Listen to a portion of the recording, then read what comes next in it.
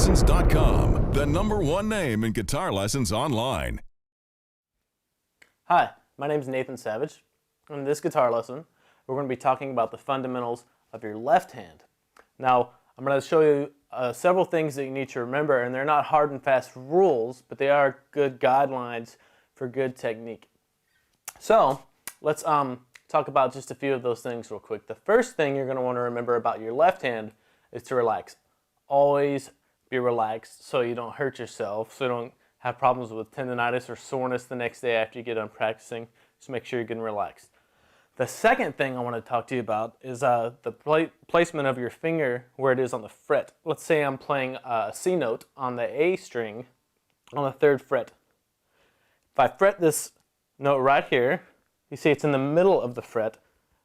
You really don't want that. You want it to be as close to the fret as possible, not in the middle or towards the back.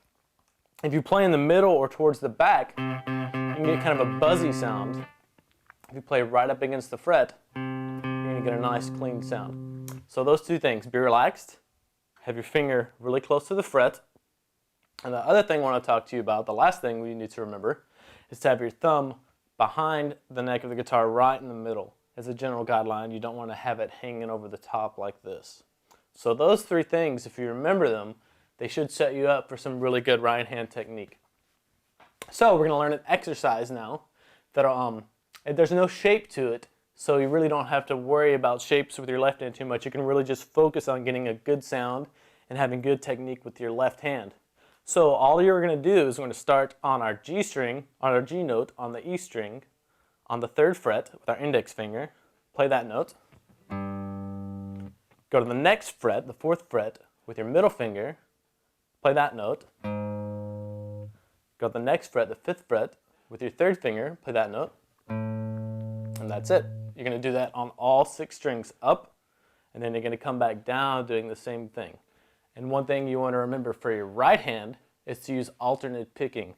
Always use down, up, down, up. Even when you change strings, if you finish with a downstroke on one string, you should start on the next string with an upstroke. So let me play the whole thing for you and give you an idea of what this should sound like.